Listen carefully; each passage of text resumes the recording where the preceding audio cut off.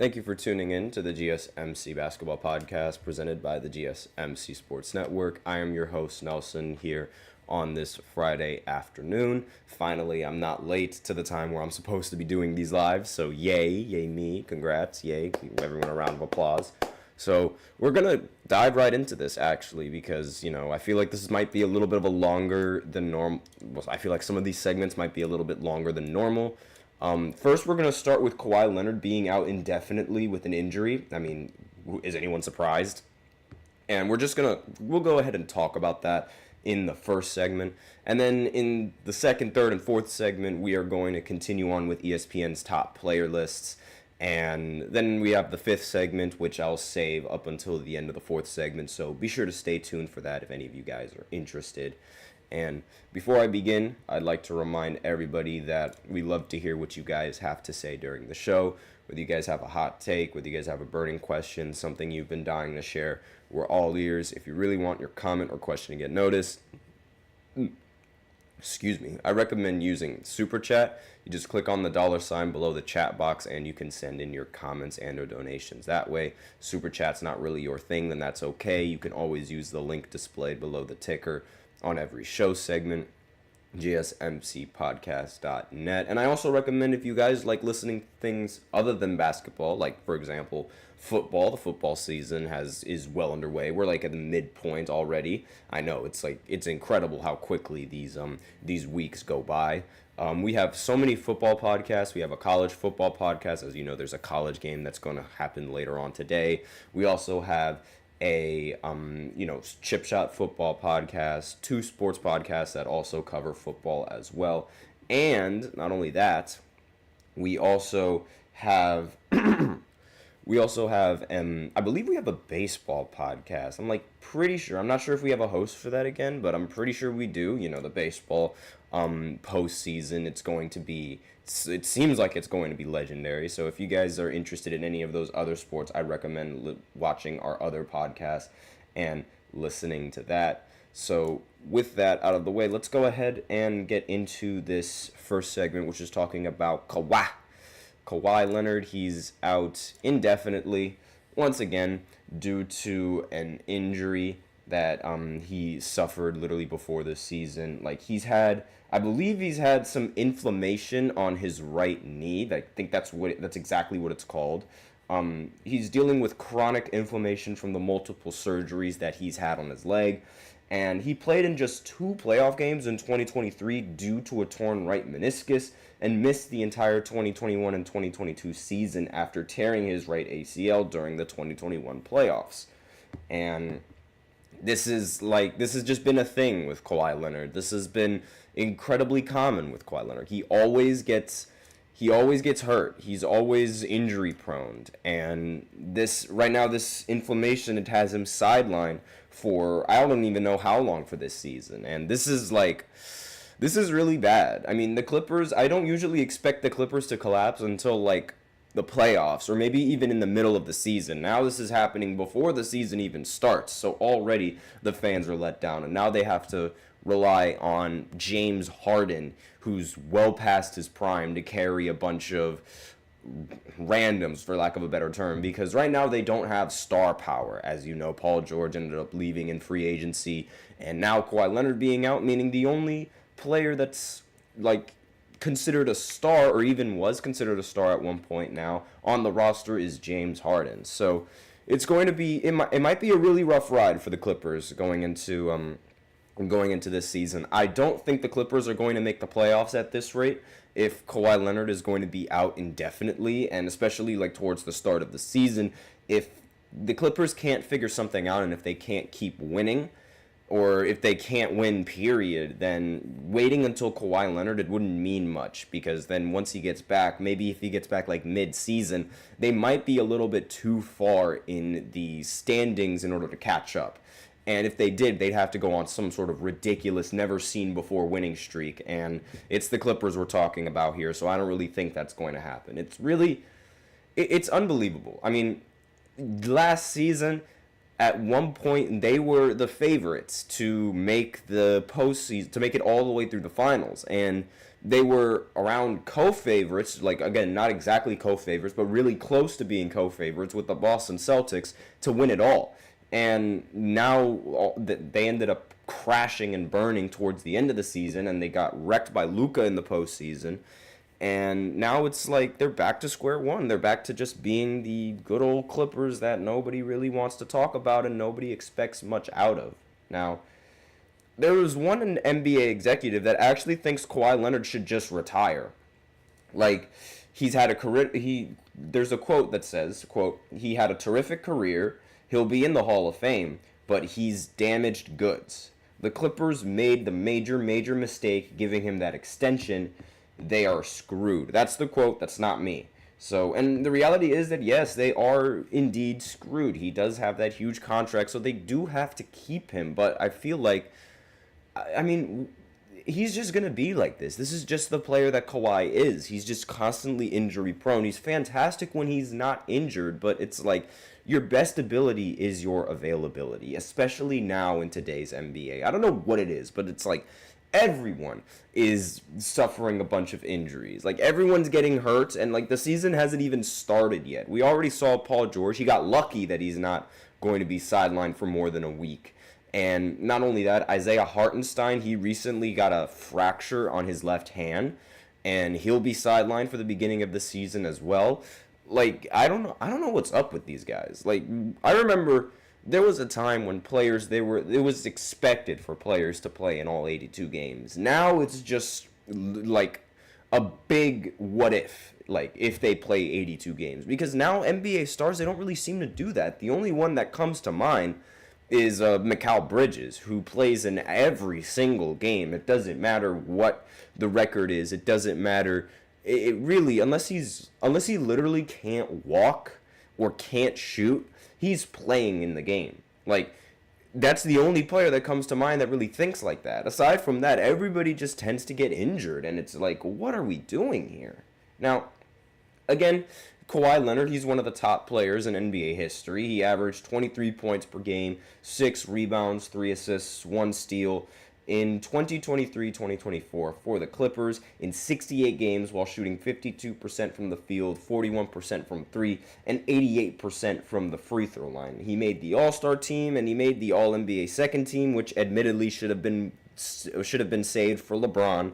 I refuse to believe that Kawhi Leonard is better than LeBron. He'll never be better than LeBron. And the fact that he even got chosen for second team over LeBron is just egregious in my opinion. Not to mention, I mean, I wonder what history is going to label Kawhi, because everyone that's a fan of the NBA now, like, we know just how good Kawhi Leonard actually is when he's healthy, and we know what he can do in the postseason when he's healthy. And I'm really curious to see like how history is going to remember this man, because like, I mean, fun fact, he has fewer career points than Green in the regular season, which is absolutely ridiculous. Like, I mean, it's really like, what on earth are we doing here? Like, this is Kawhi Leonard we're talking about. You don't really expect Kawhi Leonard to have more. You don't really expect Kawhi Leonard to have less points than Green in any sort of career game or in any sort of like career throughout his entire lifespan. It's like, what on earth are we doing here? Like, he's really just he's so good in the postseason. He's so good when he's healthy, and it's like, why? Why is he always injured? Like, how is history going to remember this man? Like, he has not been a part of what, at least, you know, according to the Clippers assistant coach, he said he's not been a part of what we've been doing on a daily basis. Brian Shaw ended up saying, "I know the company line has been that we're going to be patient with him, so he's doing everything that he can to rehab and strengthen that knee on his own with our medical staff, and we're just dealing with the guys that we have available," meaning, you know, James Harden and the rest of the Clippers roster. It's really like, it's not an ideal situation that the Clippers are in right now, because, like, again, this is really bad. This is a really bad spot that they're in. Now, if James Harden just all of a sudden just, turns into prime James Harden for the Clippers and, immediately just... Also, by the way, I didn't say Green's first name. I don't know what was wrong with me there. Jeff Green is what I meant to say. Yeah, he has fewer career points than Jeff Green. But if the Clippers can't figure something out, assuming that James Harden isn't really the exact same player that he has been. I don't think he's going to be the same player anymore. He's getting rather old, and I don't really think he is going to be able to be the same 30-point per game scorer that we remember him. And Corrido's in the chat, long time no see. I improved my basketball skill, lost a lot of weight last year. Basketball season, 233 this year, 223. Oh, wonderful. We love to see it. We love to see that. Getting cut, getting in the gym, getting swole. We love to see that. So, anyways, as I was saying before, the Clippers, the contract that I was talking about with the Clippers was the 3-year, 153 extension that he signed in January. On his podcast, Paul George said the Clippers offered him the 3-year, $150 million contract. When George countered by asking for a no trade clause in the deal, the Clippers ended up declining. And George requested a 4-year contract worth $212 without the no trade clause, but the Clippers weren't interested. So now it really seems like the Clippers are really, really missing Paul George. And really, this is just a very this is a huge missed opportunity for the Clippers. And now it's just been getting worse. And I don't expect the Clippers to make the postseason. I really don't. Especially now given the competitiveness of the Western Conference, I think the Clippers and the postseason is just over. And I don't expect them to make it. But let me know in the comments exactly what you guys think. Do you guys think that the Clippers are going to make the postseason? Do you guys think they shouldn't make the postseason? Shots below the belts in the chat saying Kawhi Leonard should have stayed with the Spurs. He left because he wanted to be on the court more, but Popovich limits the minutes of his starters. Leonard will always be injured because of his ego. I don't think it's exactly like that. I do know that Kawhi Leonard and Popovich invented the load managing thing. And it's not like Kawhi Leonard really seemed to be too keen on entering the game. There was once a point where on the Spurs, he was sitting out up until he got traded. And, he wasn't going to play the season unless he got traded. And then, he ended up getting traded over to Toronto, and he did this and that and the other. Now, I will say that Kawhi Leonard might have an ego. I do sort of agree with you on that. He might have an ego. Simply put, Kawhi Leonard has always been part of good teams. He gets the lion's share of the credit whenever things go right, gets little criticism whenever things go wrong. And, maybe it's because he's quiet, so the media just leaves him alone. But that doesn't necessarily... Just because he's quiet doesn't necessarily mean that he's humble. So I'm down with that. I could see that. It definitely wouldn't surprise me as if he were to even have an ego. I do see the rest of your other responses in the chat, but before I answer them, I'm going to go into this short break, and then we'll go into the second segment where I look at ESPN's top player lists. Last time, I believe we left off at 23. So I'll be right back after this short break to talk about the rest of the players on the list. So be sure to stay tuned. I feel like I'm losing my mind. Is everybody in the world blind? Please, Lord, give me a sign, a sign. I feel like I'm losing my mind. Is everybody in the world blind? Please, Lord, give me a sign, a sign. I wanna be the greatest. Everybody on the fake shit. I look around and feel like everybody is the fakest. I make this every day and I'm impatient, hoping one day I blow up from the basement. Statement, the top is so vacant. I don't hear shit that I think is amazing. Waiting for my day when I'm playing sold out shows for 1,000 faces. Hey, give me that crown, get in my way and to be put down. It ain't your place, all this my town. If I want that shit, then I'll get it right now. I'm losing it, the noose it fits, some losing shit, a stupid myth. You choose to live or choose to dip, you choose to fight or lose your grip and lose a gift. I feel like I'm losing my mind. Is Is everybody in the world blind? Please, Lord, give me a sign, a sign. I feel like I'm losing my mind. Is everybody in the world blind? And we are back with the second segment of the GSMC Basketball Podcast presented by the GSMC Sports Network. In this second segment, I'm going to go ahead and look at ESPN's list of top players currently in the NBA. Before I begin, there's two things I'd like to do. First, I'd like to remind you that we love to hear what you guys have to say during the show, whether you guys have a hot take, whether you guys have a burning question, something that you've just been dying to share. We're all ears, and if you really want your comment or question to get noticed, I recommend using Super Chat. Just click on the $sign below the chat box, and you can send in your comments and or donations that way. Super Chat's not really your thing. That's all right. You could always use the link displayed below the ticker on every show segment. It should be coming up real soon. gsmcpodcast.net, and you can send in your comments and or donations that way as well. Yeah, you can see it right now. It's popping up just below the ticker for any of you guys that are interested. And then the second thing that I want to do is acknowledge we have a very active chat today. All right, hold on just 1 second. So we'll start with Corrido, who said, I think the Lakers and Warriors are going to be good this year. I see them getting past the first round. And I have no idea if that's going to be exactly what's going to happen, but I mean, I wouldn't count out Steph Curry or LeBron James either. And depending on how things work, considering like they're both going to be heavy on the three-point shot, and it's like you live by the three and you die by the three. So we really we have to see exactly how well their teams can shoot the three ball. And next, we have shots below the belt. Popovich knew Leonard's physical capabilities. The system was perfect.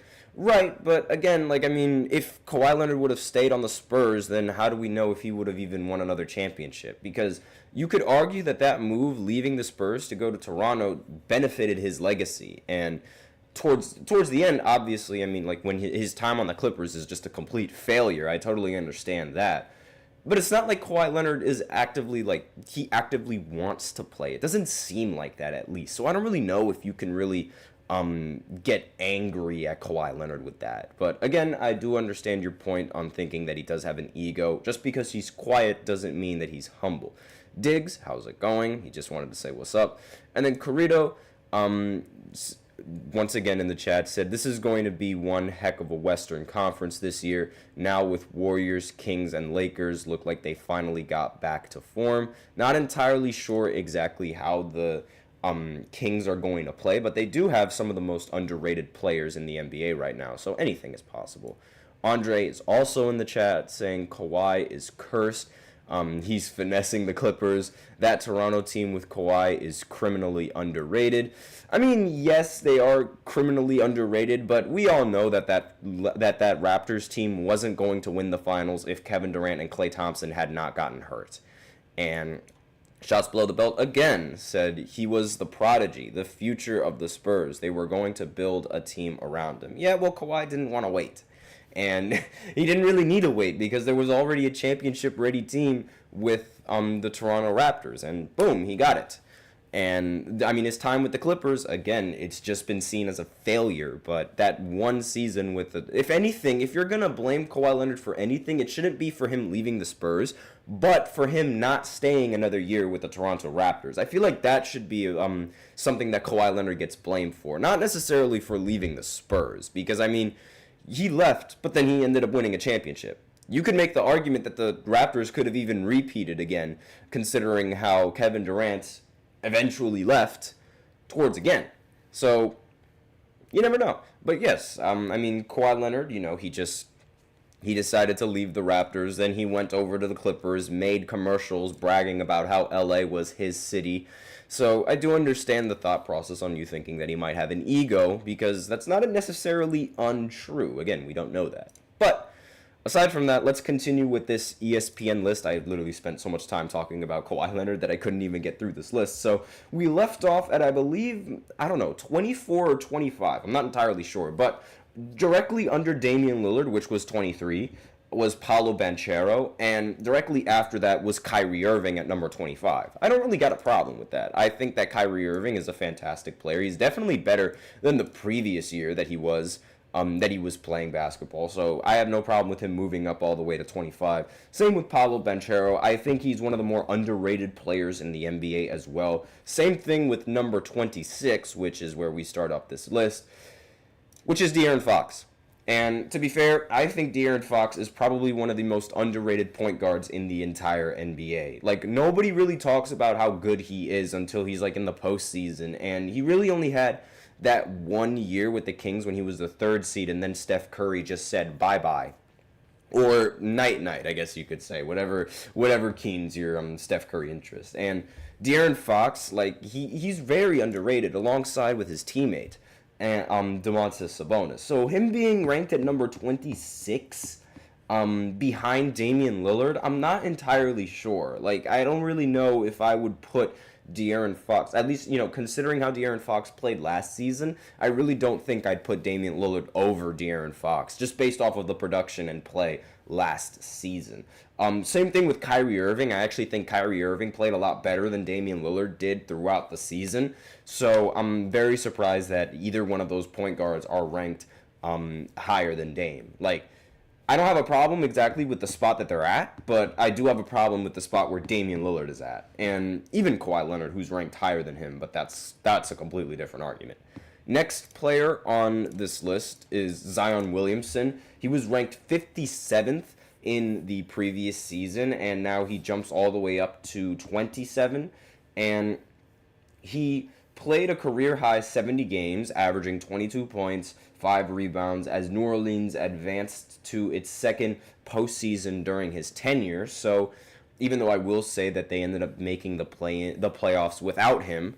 So, but aside from that, I really want Zion to succeed. Aside from LeBron and Giannis Antetokounmpo, he's one of the best finishers around the basket that I've ever seen.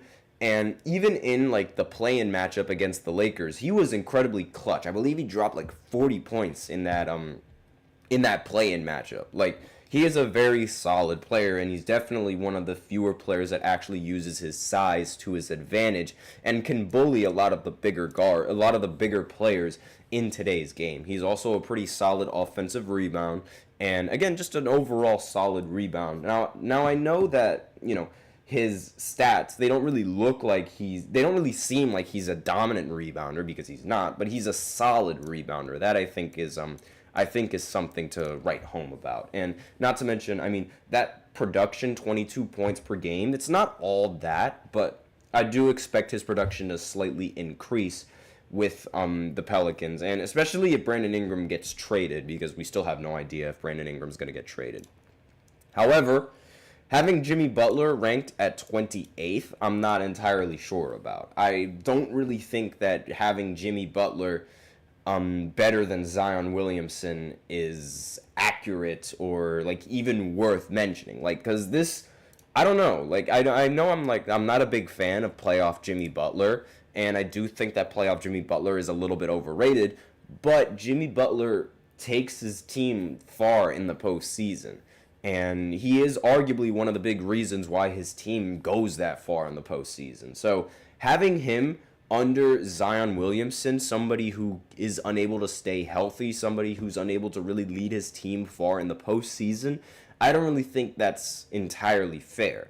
Maybe it's because the Eastern Conference is relatively simple, and maybe it's because Jimmy Butler doesn't really seem to take the regular season seriously. That I could somewhat understand, but at the end of the day, I don't think Jimmy Butler should be ranked anywhere lower than Zion Williamson, or even, honestly, that's really about it. Zion and maybe even Damian Lillard, at least, given this previous season, he should not be ranked lower than Zion. So maybe, like, flip-flop between the two of them. Like, don't really agree with that whatsoever. Now, let me just go ahead and look at the time. All right, so we're well past this second segment. So now we're going to go into an ad break, and then we're going to go ahead and continue with this list right after that break. So be sure to stay tuned if you guys are interested in the rest of this list. Looking for your daily fix of sports talk without having to pay for it? GSMC Sports Network is available on YouTube. Just search GSMC Sports Network. Get your fix of daily sports talk shows on YouTube, absolutely free. NFL, college football, NBA, MLB, MMA, UFC, fantasy football, and so much more.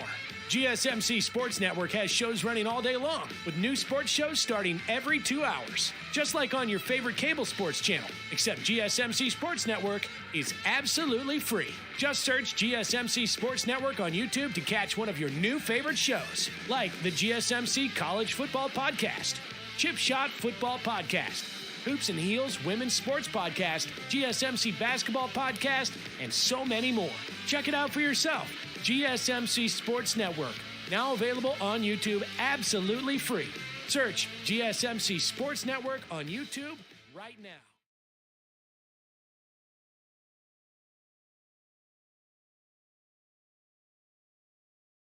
And we're back with the third segment of the GSMC Basketball Podcast presented by the GSMC Sports Network. And in this third segment, we are going to be continuing on with this list of the best players according to ESPN. So we left off at 28 with Jimmy Butler. Now we're going to move on to 29 with none other than Domantas Sabonis. Again, one of the most underrated players in the entire NBA. I don't think he should be ranked lower than Zion. I don't think he should be ranked lower than Jimmy Butler either, just based off of the production that he showed in this season. Like, he led the league in triple-doubles with 26, and he led the league in double-doubles with 77. Like, how? And he also was able to string together 61 consecutive double-doubles. How is this man ranked at number 29? That does not make any sense. It genuinely doesn't. And I know you can make the argument that, like, oh, he was just getting cherry-picked defensive rebounds. That's the reason why he was able to get double-doubles. But no, it does not make any sense. I mean, Angel Reese gets a ton of credit for getting all of her double-doubles. Yet, here we have Sabonis being ranked at number 29. No, this should not. No. Absolutely ridiculous. He should not be ranked under players like, at least, given his production, he should not be ranked anything lower than Zion. He should not be ranked lower than Jimmy Butler. You could make an argument for him being a little bit better than Paolo Banchero. He should not be ranked lower than Dame. Should not be ranked lower than Kawhi.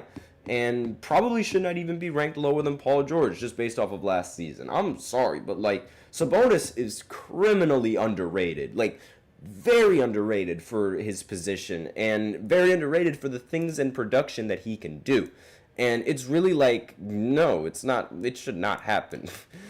Kevin Abreu, nice last name, by the way. My mother has the same last name.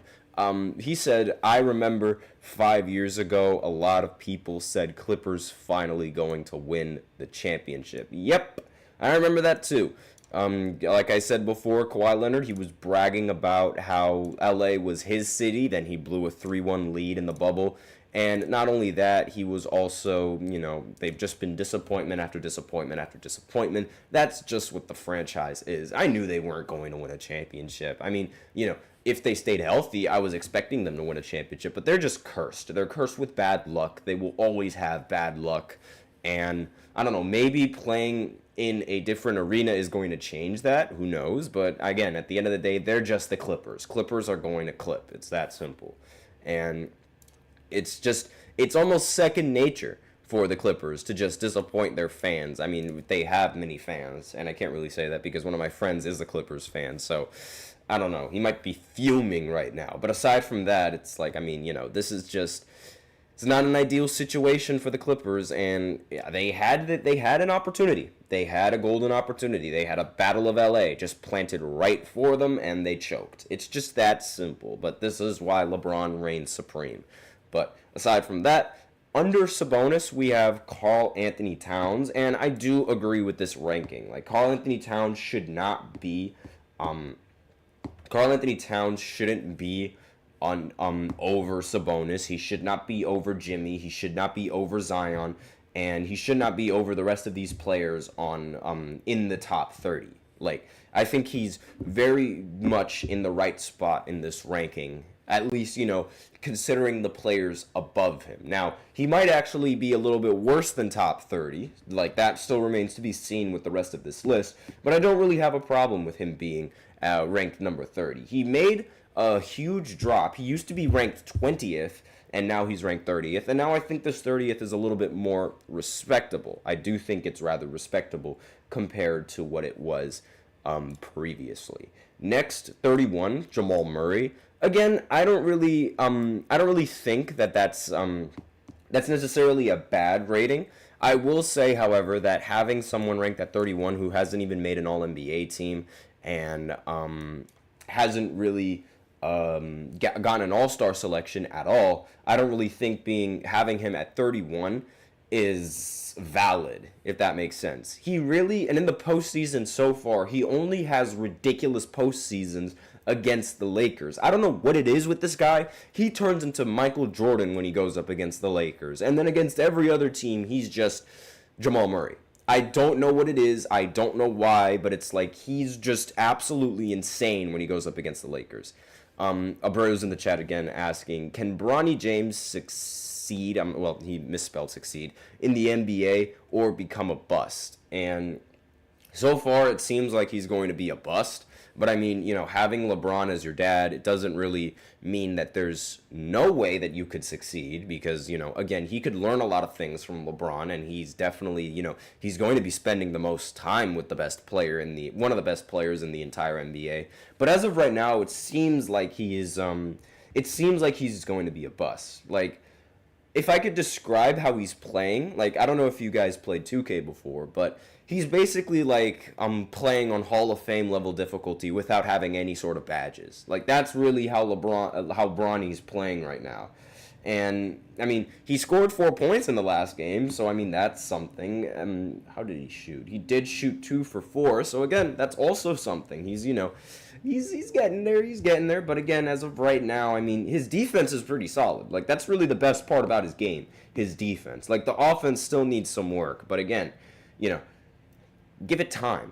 Like, Jaylen Brown was almost as bad as Bronny was when he was in the summer league. So you need to give it some time. You got to let it marinate a little bit. And obviously, a lot of the media and a lot of the analysts aren't going to let it marinate because he is LeBron James' child, and they're probably not even going to let him develop into the player that he can be, or like without significant amounts of pressure, given that he is LeBron's offspring.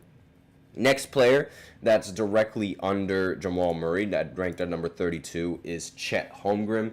Now, I don't really think this is a bad spot for Chet, especially given the almost Rookie of the Year award season that he had. There was debate on whether or not Victor Wembanyama was even going to win Rookie of the Year because of Chet Holmgren.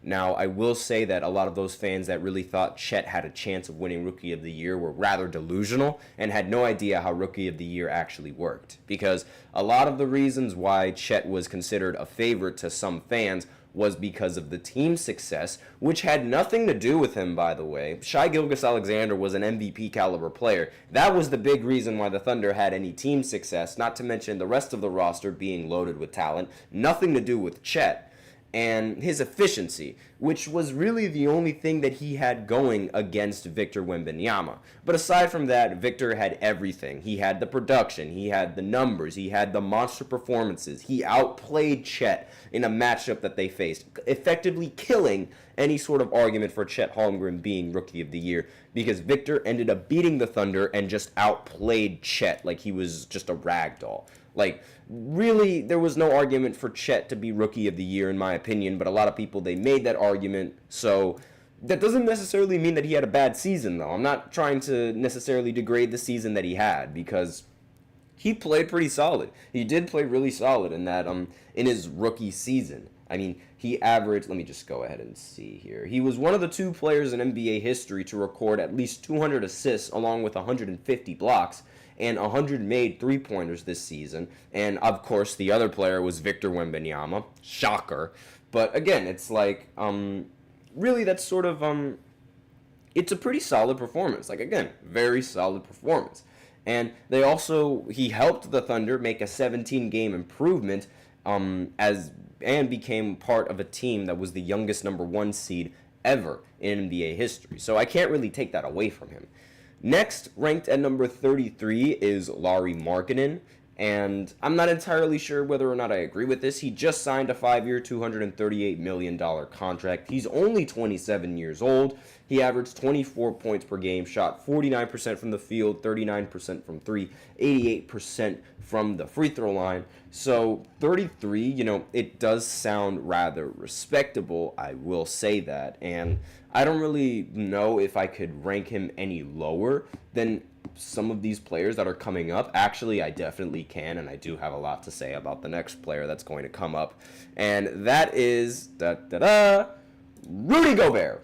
I cannot stand the fact that this guy is ranked at number 34. Rudy Gobert ranked at 34 makes absolutely no sense. He was ranked 64 last season, and you're telling me he made a 30-point jump in the rankings? Really? Number 34? The 34 best player? I can guarantee you there are going to be 5 players left on this list that are coming down, like 35, 36, 37, 38, that they should all be ranked higher than Rudy Gobert. I'm not even going to look at the players that are ranked that are ranked lower than him yet. We're going to go into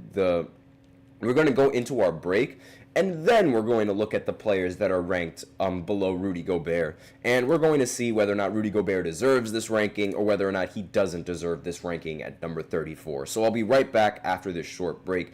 Be sure to stay tuned if you guys are interested.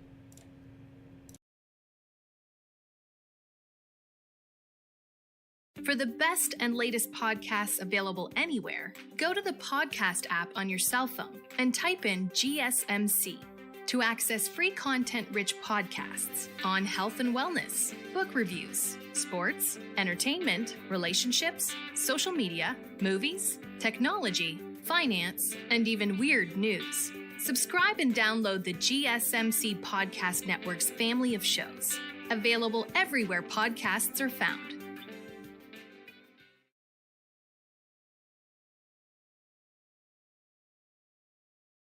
And we are back with the fourth segment of the GSMC Basketball Podcast presented by the GSMC Sports Network. And in this fourth segment, we are going to be continuing on with ESPN's top players in the NBA. We left off with, wait for it, Rudy Gobert, ranked at number 34. And now we're going to do something that I think is going to be really enjoyable. We're going to see how many players ranked below Rudy Gobert are actually better than Rudy Gobert. So let's go ahead. Right? Again, Rudy Gobert was ranked at number 34. So at number 35, we've got, of course, we got Scottie Barnes. Again, one of the more underrated players in the entire NBA. Scottie Barnes is not worse than Rudy Gobert. He's better than Rudy Gobert. Scottie Barnes' production was out of this world when he was healthy. He led the Raptors in points. He led the Raptors in rebounds. He led the Raptors in assists. He led the Raptors in blocks. He led the Raptors in steals. He led the Raptors in three-point makes. He is the best player on the Raptors. There's no reason why he should be worse than Rudy Gobert, who can only play defense and can only dunk the ball. Yes, I understand. Defense is incredibly valuable, but scoring, he is a liability. And in fact, people aren't even scared to go up on Rudy Gobert. He should not have won Defensive Player of the Year award last season over Victor Wembanyama. I will stand on that. He should have not won that award. Victor should have won that award. People are more scared of Victor at the rim than they are with Rudy Gobert now. I'm sorry to say this, but Rudy Gobert should not be ranked higher than Scottie Barnes. And for those of you guys who play fantasy basketball, I recommend drafting Scottie Barnes. His production, he's going to give you a lot of points. He's going to give you a lot of fantasy points because he can get boards, he can get assists, he can get points. He can do basically everything on the court. Anything that you need a player to do, he can do it. And there's really no reason why he should be ranked lower than Rudy Gobert. At 35, it's respectable. I can understand him being ranked at 35. But if that means being ranked below Rudy Gobert, then that is just completely wrong. So that's one player already that should not be ranked lower than Rudy Gobert. Let's see who the next player is. Jrue Holiday. Again, another player who shouldn't be ranked lower than Rudy Gobert. Jrue Holiday, he has offensive production, and he has the defensive production. I know this picture, is a little bit old.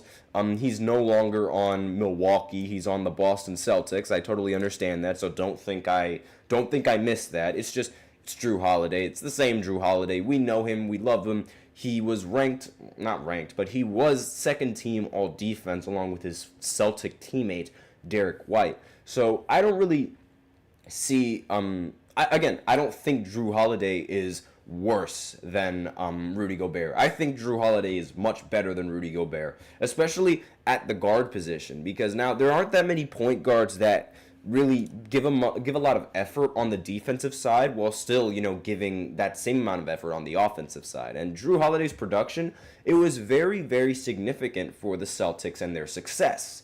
So I believe that there's more value in having Drew Holiday than having Rudy Gobert on your team, especially come the postseason, because come postseason, teams already have offensive schemes that render Rudy Gobert useless, not to mention that they also have defensive schemes that also render Rudy Gobert useless. In fact, Rudy Gobert, unless he's standing under the basket, is incredibly useless everywhere on the court. I'm sorry to say this, but that's just Rudy Gobert, and that's the caliber player that he is. And that's what I see with my own eyes. So I don't think Rudy Gobert should be ranked higher than players like Scottie Barnes or Drew Holiday, or even the next player that comes up on this list, which might be a little bit controversial to some of you, but Trae Young. He is much better than Rudy Gobert, in my opinion. I'm sorry to say this. I know Trae Young is a cone on defense. I know Trae Young cannot play defense whatsoever, but his offensive game is more than enough to carry for his lack of defensive game. And he's made it to the Eastern Conference Finals before. And while I don't think he's better than Drew Holiday, I don't think I would rather have Trae Young on the team as opposed to Drew Holiday at point guard. I will say that I don't think that Trae Young should be ranked anywhere lower than Rudy Gobert. It is just that simple. Now, Trae Young, he took a huge drop in the rankings. He was ranked number 27th in the previous ESPN ranking, and now he's dropped all the way down to number 37 in the ESPN ranking. So, again, I don't really disagree with that. I don't disagree with that at all. But if he is going to be lower than Rudy Gobert, yeah, I disagree with that completely. He's just better than Rudy Gobert. It's that simple. Same thing with the next player on this list, which is Mikal Bridges. So far that's 4 players that should be ranked higher than Rudy Gobert, but aren't ranked higher than Rudy Gobert. Mikal Bridges for the Knicks, previously played for the Brooklyn Nets, and he played in every single game. Like, he always does. He's the Iron Man of today's NBA. He plays in practically every single game. Not to mention his production and his defense is also pretty solid. Now, I do say it's solid. I will admit that last season was one of his weaker seasons as one of the main, as the main focal point of the offense for the Brooklyn Nets. But I don't think he is worse than Rudy Gobert. Especially in this season coming up. I think he's actually going to be better than Rudy Gobert in this coming season. And again, he should not be ranked lower than Rudy Gobert. I'm sorry to say this, but there are very few players that should be ranked lower than Rudy Gobert, and a lot of players that should be ranked higher than Rudy Gobert, Mikal Bridges being one of them. Next, this one I know all of you Celtics fans are going to disagree with completely. Derek White. Derek White being ranked at number 39. He is much more valuable, and he's much more of a worthy asset on a team now instead of Rudy Gobert. Like, it's really just that simple. He made the Olympic team. He won a gold medal. He made the All-NBA defensive team as well as a guard, and while still being able to produce 20 points per game. He was an unsung hero for the Boston Celtics, and one of the big reasons why the Celtics were so good in the regular season and why the Celtics continued that success into the postseason. Now, obviously, he's not the first, second, or even the third option for the team. Who knows? He might even develop into the third option now, given this season, and see if he can produce a little bit more on the offensive side. But again, he should not be worse than Rudy Gobert. He's better than Rudy Gobert. He's more valuable than Rudy Gobert. And it just does not make any sense to me why all of these players that I mentioned are ranked lower than Rudy Gobert. I'm going to continue saying Rudy Gobert until you guys get sick of it, because this ranking is just it's appalling to me. It's absolute malarkey. Now, in comparison to everyone else on the roster, well, not on the roster, but in comparison to everybody else that was on this list, I do think, I'm not entirely sure who I would put, like, I don't know if I would say that Derek White is better than Drew Holiday. That's really tough to say for me. Like, I can't really put my finger on which one of those two players I think is better. And I think they really give, more or less the exact same value. It just depends on what game they're playing and who has the ball more in that specific game, really. So, is Derek White better than Trae Young? I'm not entirely sure. I mean, I want to say yes, because he can provide on the offense and he can provide on the defense, unlike Trae Young, who only provides on the offensive side. So, for a point guard, or a guard in general, I think I would rather have Derek White over someone like Trae Young. Now, with Mikal Bridges, I think I would also rather have Derek White aside from Mikal Bridges. But again, this might just be the recency bias, and given how his team ended up winning in the playoffs, and it should be noted that the Celtics, they had a very, very solid team. And I don't really think that... I can't say that he's worse than Rudy Gobert. That is a definite no. But I also can't really say that he's better than Scotty Barnes. I can't really say that he's better than Drew. I can say that he's better than Trae Young. And maybe even Mikal Bridges. So if I were to re-rank this, I would probably put Derek White directly under Drew Holiday at 37. And Trae Young all the way back to 39, just behind Mikal Bridges. And Rudy Gobert should be completely off of the 30s completely. He should not be ranked 34. He should be ranked 60-something. I'm sorry to say this, but Rudy Gobert is not it. It's just that simple. He is not it. And let's continue. Let's go ahead and go on with this list because we still have a couple of minutes for this segment. So we can go ahead and continue. Now, Brandon Ingram, he is ranked directly after Derek White. I don't really have a problem with Brandon Ingram in this specific spot. I do have a problem with him being ranked higher than Rudy Gobert, but that's also mainly because of the fact that I've seen Brandon Ingram, he plays offense rather well. His defense is lackluster, but if he has to be ranked over Rudy Gobert because of team success, then I can somewhat get it, even though Rudy Gobert doesn't really do much for the team's success aside from the defensive side of the ball. And even then, that's more of a team accolade, I think. I feel like, having a dominant team defense and the best ranked defense in the entire NBA, while he definitely does play a part in that, that's also a team thing. I mean, you need pretty solid perimeter defenders as well. And the fact that Rudy Gobert does not play on the perimeter, it doesn't really help his case all that much. So, I don't really think that having him under Rudy Gobert is a bad thing. I don't think so, but at the end of the day, I still would rather, if I were to pick which player I would want on my team, if I were to pick which player I think is better, my instincts would immediately say Brandon Ingram. That's just my instincts. And honestly, this is where it gets a little bit more questionable with James Harden. I'm not entirely sure where exactly I would rank James Harden, especially given his last season with the Clippers and given how his career has sort of shaped up in the long term and how he is in the postseason. Because unlike a lot of these star players, James Harden is abysmal in the postseason. And it's not just one time. It's every single season. Every single season he has these terrible playoff performances. He has these terrible playoff games. And not only does it damage his legacy, but it also just doesn't give me any sort of incentive to really believe in him during the regular season. Because eventually I know he's just going to crash and burn in the postseason. So I can't really say whether or not I would have him over Rudy Gobert because I know that both of them aren't really going to be much of a factor in the postseason. Now, historically, yes, James Harden is better than Rudy Gobert, but in terms of this season, going into this season and based off of last season, I can't really put my finger on it. So not entirely sure. Let me know in the comments what you guys think. Do you guys think that all of those players that I just mentioned are better than Rudy Gobert? Do you guys think that Rudy Gobert is ranked too high? Because I, for one, definitely think Rudy Gobert is ranked too high. James Harden, he was 41. And just, to wrap up and to remind everybody of the players that I went through, James Harden was 41, Brandon Ingram was 40, Derek White was 39, Mikal Bridges was 38, Trae Young was 37, Drew Holiday was 36, Scotty Barnes was 35, and Rudy Gobert was 34. At least only 2 of those players should be ranked lower than Rudy Gobert. But aside from that, everybody else should have been ranked higher than Rudy Gobert. I'm sorry, but Rudy Gobert is incredibly overrated.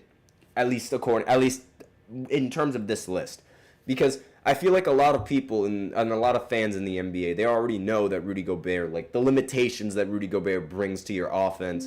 And yes, while he is fantastic on the defensive side of the ball, again, that is some huge downsides on the offensive side. And that's half of the game. That's half of the game. It's played on the offensive side of the court, and Rudy Gobert is just a bust on that side. So that's all that I really have to say. So now we're going to go ahead and go into the 5th segment where I do a preseason recap of all of the games that went down yesterday. So I'll be right back after this short break. Be sure to stay tuned for that.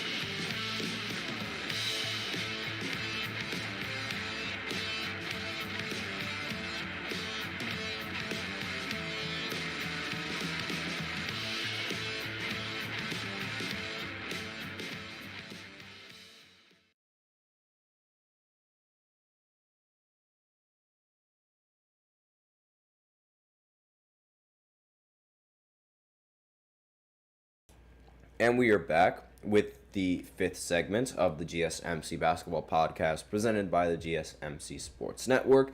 And in this 5th segment, we are going to be doing our preseason recap of all of the games that went down yesterday. We have 7 games to go over.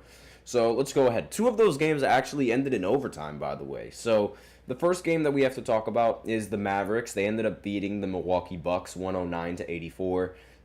Kyrie Irving, he played 19 minutes in this game for some reason. I don't know why Kyrie's playing all that much, but watch. If he's playing 19 minutes in the preseason game, if he doesn't play in every single game in the regular season for the Mavericks, then something is wrong and he might be on his Kyrie stuff. So who knows? And he ended with 14 points. Klay Thompson also played in this game. He finally scored again, 4 for 11 from the field, 11 points, 3 for 7 from 3. And really the leading scorer for the Dallas Mavericks was Kyrie Irving. Meanwhile, they did have some pretty solid production coming in off the bench. Now, for Milwaukee Bucks, they did not play Damian Lillard or Giannis Antetokounmpo, which is a great move. So I don't really expect them to win when they don't have either of those players on the roster, so it makes total sense. Gary Trent Jr. ended up being the leading scorer, but he also ended up being the leading shot taker. He went 6 for 14 and ended up scoring 12 points. So not really that efficient, but again, they don't have Giannis and they don't have Dame. I don't really expect the Milwaukee Bucks to do much without their 2 best players. And not to mention, they also did not have Chris Middleton play in this game either. So again, did not really expect the Bucks to win if that's the lineup that they're coming in with. Now, the Lakers, they ended up playing the Suns in an overtime game. They ended up winning 128-122. They got incredible production from Anthony Davis, who played 34 minutes. He had 35 points, 10 rebounds, 4 assists. And D'Angelo Russell, he played 31 minutes, 9 points, 10 assists. Pretty solid. Austin Reeves, 18 points, 2 assists, and 8 rebounds. And then Dalton Knecht. Oh my goodness, Dalton Knecht.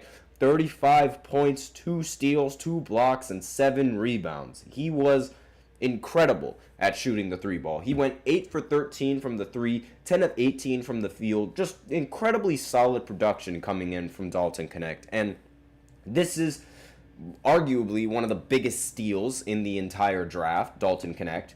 And they really need his three-point shooting in order to succeed. So the fact that he was able to shoot like this, it should be, pretty positive signs for the Lakers. Bronny, as I mentioned before, he also was playing in this game. He ended with 4 points, which I think is a career high. And he went 2 for 4 from the field. He actually shot a lot better than a lot of the other players on the roster. Let's see, who did he shoot better? Cam Reddish, he shot better than Cam Reddish. He went 2 for 6 from the field. Jalen Hood-Schifino ended up going 1 for 8 from the field with 3 points. So, again, I think that's a career high for Bronny, but we'll see going into the future. Kevin Durant ended up scoring 19 points, 8 rebounds, 8 assists in 31 minutes. I don't think Kevin Durant should be playing all that much in a preseason game, but I guess, that's just how the Suns want to operate. Bradley Beal played 30 minutes, 13 points, 4 rebounds, 4 assists. Devin Booker played 28 minutes, 22 rebounds. Not 22 rebounds, Jesus Christ. 22 points, I meant to say. 3 rebounds and 2 assists. And there goes my wallet. But aside from that, Devin Booker, he also shot 8 for 18 from the field. Kevin Durant went 8 for 13 from the field. And Bradley Beal went 4 for 15. So it might seem like another season with the Suns, they're being okay in the regular season and then just collapsing in the postseason. We'll have to see how that unfolds. Next, the Indiana Pacers, they ended up playing the Charlotte Hornets, and they ended up going to overtime in this game. The Pacers won 121 to 116. Tyrese Halliburton ended the game with 14 points, 5 rebounds, 5 assists. Miles Turner ended the game with 18 points, 4 rebounds, 2 assists. Pascal Siakam ended with 6 points. They did not play more than 30 minutes. None of those players that I mentioned played more than 30 minutes. They played 25 minutes. All 3 of those players that I mentioned played 25 minutes. And coming off the bench, Ben Shepherd ended up scoring 14 points in 28 minutes. And Miles Turner, he was the most efficient player. Actually, no, I lied. Enrique Freeman was the most efficient player in this game at the power forward position. He went 7 of 8 from the field and recorded 15 points. So solid performance, solid efficient performance coming from a majority of the players on the Pacers, and they also had a lot of possessions as well. They had 103 shot attempts compared to the Hornets' 89 shot attempts. And let's see, Brandon Miller, again the leading scorer for the Charlotte Hornets, ended the game with 20 points, 6 of 10 from the field. Who else? Tidjane Salon was awful. 2 for 11 from the field, 2 for 7 from 3 with 7 points. And let's see.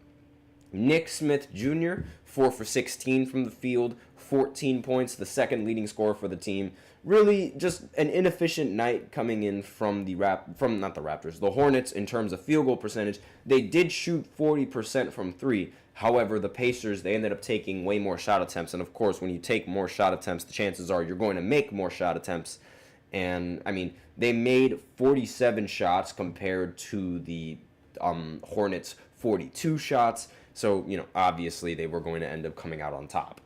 Now, the Rockets, they ended up destroying the Spurs in this preseason game. They ended up winning 129 to 107. Jalen Green had 30 points in this matchup, 2 rebounds and 2 assists. Fred VanVleet ended with 15 points and 5 assists. Alperen Sengun ended with 21 points and 10 rebounds. And Amen Thompson ended with 18 points and 6 rebounds for the Houston Rockets. Houston shot 52% from the field in this game compared to the San Antonio Spurs' 43%, And the Spurs, as a team, they shot 9 for 34 from 3, which is 26%. Not ideal three-point shooting, definitely not the kind of three-point shooting that you want from your team. They were without Victor Wembanyama in this game or Chris Paul, as they should. They should not be playing either of those players in preparation for the regular season. And let's see, Stephon Castle ended with 16 points, 4 rebounds, 3 assists, along with 2 steals. Malachi Branham ended the game with 15 points and 3 assists. Trey Jones ended with 4 points and 8 assists, and Zach Collins ended the game with 10 points, 6 assists, and 4 rebounds. Harrison Barnes also played in this game. He played 22 minutes, ended the game with 12 points and 4 rebounds. And let's see. Let me just go ahead and look at the field goal percentage real quick. He shot 4 for 5 from the field as well. So solid, but again, as a team, that three-point percentage was pitiful and not enough to win. The Nuggets, they ended up winning their first preseason game against the Timberwolves. They won 132-126 on the road. And Jamal Murray ended the game with 25 points, 5 assists, 2 steals, and 2 blocks. And really was one of the... Jokic played in this game for some baffling reason. He ended with 4 points, 7 assists, and 7 rebounds. So really not all that much productive scoring coming in from Nikola Jokic. He only took 5 shots. So, I mean, it's not like he was really trying in this game. Aaron Gordon ended with 5 points, 1 for 6 from the field. Really not that impressive at all. And let's see. Julian Strawther, who came off of the bench, ended up scoring 33 points, which is incredible. And he also shot 8 for 13 from the field, 5 of 8 from the three-point line. So that is just an impressive performance coming in from Strawther coming off the bench. Russell Westbrook ended with 13 points, 5 for 7 from the field, and ended with also 5 assists along with 2 rebounds as well. And let's see, Dario Saric ended the game with 13 points and 5 rebounds and 1 assist along with 1 steal in 15 minutes played with the Nuggets. So overall, solid performance coming in from the Nuggets. They shot 57% from 3 as a team and 54% from the field as a team, compared to the Timberwolves, who shot 37% from 3 as a team and 49% from the field as a team. So when the Nuggets are just shooting the lights out as they were, it's really difficult to win. And they were really close. They were just 6 points off. Now, for the Timberwolves, Luka Garza ended the game with 29 points and 9 rebounds. Rob Dillingham, he ended the game with 15 points and 7 assists. And Anthony Edwards did not play in this game, obviously. Should not be playing in any of these preseason games. Daishen Nix, he ended the game with 17 points, 5 assists, and 4 rebounds. And who else played pretty well? Jesse Edwards, he ended the game with 14 points and 4 rebounds in 16 minutes. So that's, again, really, like, those players, they played pretty solid, but it was just the team shooting that held this team back. Now, as I mentioned before, the Thunder, Isaiah Hartenstein is probably going to be out for the beginning of the season due to a fracture on his left hand. But aside from that, they ended up winning comfortably against the Atlanta Hawks. They won 104-99. And Chet Holmgren ended the game with 15 points on 17 minutes. SGA, for some reason, was playing in this game. He ended with 6 points in 20 minutes, along with 4 rebounds and 3 steals. So not really sure entirely what that is all about. He didn't really shoot the ball all that much. So, again, I don't really expect these guys to be trying, like the starters, to really be going all in this game. He only took 4 shots, was 2 for 4 on those shots, 2 for 3 from 3 as well. So maybe this is a new era for SGA. Maybe he's going to start shooting the 3 ball a little bit more. But who knows? We'll still have to see. There was also Isaiah Joe, who ended up going 6 for 10 from the field, 16 points. And Ousmane Dang, forgive me if I messed up the first and the last name. He went 4 for 7 from the field and ended with 15 points. And Jalen Williams, 5 for 6 from the field, as efficient as always, along with 11 points. Now, with the Atlanta Hawks, they ended up getting a 31-point performance from Kobe. Yeah, his name is Kobe. Kobe Buffkin, 31 points, 3 rebounds, and 4 assists. And let's see. Trae Young did not play in this game, obviously. And let's see who else played well. David Roddy ended up getting 9 points and 12 rebounds in this game. Now, Dyson Daniels ended up getting 13 points and 8 rebounds in this game. Did the rookie play? Let me see. No, it didn't. No, the rookie did not play in this preseason matchup. Kobe, though, good lord. I mean, he had a Kobe performance, let me tell you that. 31 points and went 12 for 26 from the field, 7 of 14 from 3. That's a lot of shot attempts, and that's more or less Kobe. That's more or less Kobe Bryant. Now, Dyson Daniels, he went 5 for 14 from the field, but Garrison Matthews on the Atlanta Hawks had only 9 points and went 3 for 12 from the field, 3 of 9 from 3. Excuse me. So, as a team, however, the Atlanta Hawks, they ended up shooting 29% from 3, which is, again, not ideal. And the Thunder, they ended up shooting 37% from 3, which is, better. And they shot better from the field as well. Obviously, this was a big reason why they ended up winning in this game. And the Kings, they matched up against the Clippers. The Kings still haven't won a preseason game. Sabonis ended with 24 points, 9 rebounds, 5 assists with 27 minutes played. De'Aaron Fox did not play in this game. He shouldn't have. DeMar DeRozan, however, played 25 minutes, ended with 9 points, 1 rebound, 1 assist, 1 steal, and shot 3 for 8 from the field. So I don't know what that's all about. They're going to really have to figure that out. Doug McDermott ended the game with 14 points, 5 of 13 from the field. Keegan Murray ended the game 4 for 11 with 11 points. And let's see, who else? That was really all the good performances coming in from the Kings. They shot 26% from the field, from 3 as a team, and 34% from the field, compared to the Clippers, who ended up shooting 36% from 3 and 54% from the field. So that's a 10% difference in three-point percentage and a 20% difference in field goal percentage. And that's obviously why the Clippers were able to win so comfortably. Now, let's see. Jordan Miller ended the game with 21 points, 8 for 11 from the field, and 2 for 2 from 3. Amir Coffey ended with 18 points, 5 of 10 from the field. Did James Harden play? James Harden did not play in this game. So, again, I don't really expect James Harden to play in this game or in any sort of preseason game, given, his history with injuries and, his hamstring and things like that. Terrence Mann, he played only 11 minutes, got 12 points in this matchup. It was really the bench that ended up producing pretty solidly for the Clippers. And again, their shooting was a big reason why they ended up winning this game. So that's all that I really have to say on the preseason games that happened yesterday. There's going to be 7 preseason games that are going to be happening later on today. The Knicks are going to play against the Wizards. The Raptors are going to play the Nets. The Lakers are going to face off the Warriors again. 76ers are going to play the Orlando Magic. The Cavs are going to play the Bulls. The Heat are going to play the Grizzlies. And the Jazz are going to play the Portland Trailblazers. So the televised game is obviously going to be the Lakers going up against the Warriors. That's going to be on ESPN2 if any of you guys are interested. And that's all that I really have to say for this podcast. That's it for this segment. Thank you so much for tuning in to the GSMC Basketball Podcast presented by the GSMC Sports Network. Your support means a lot to us, so remember to subscribe to the show, leave a positive review. It really does make a difference. We invite you to follow us on Facebook, Twitter, TikTok, and Instagram for more content and updates. We love to hear what you guys have to say during the show, whether you guys have a hot take, a burning question, anything you've been dying to share. We are all ears.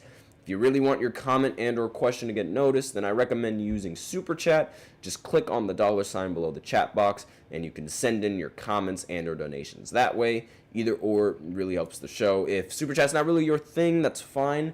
You could always use the link displayed below the ticker, gsmcpodcast.net, and you can send in your comments and or donations that way, and it's guaranteed to get featured on the next show. So I hope you guys enjoy the rest of your weekend. I know I'm going to enjoy my weekend, and I just clicked on the wrong segment. That's a little embarrassing.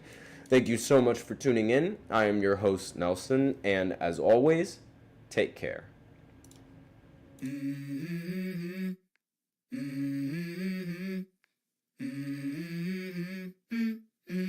Let's go. I wake up to a little bit of drool on my pillow, feel like it's gonna be a bad day.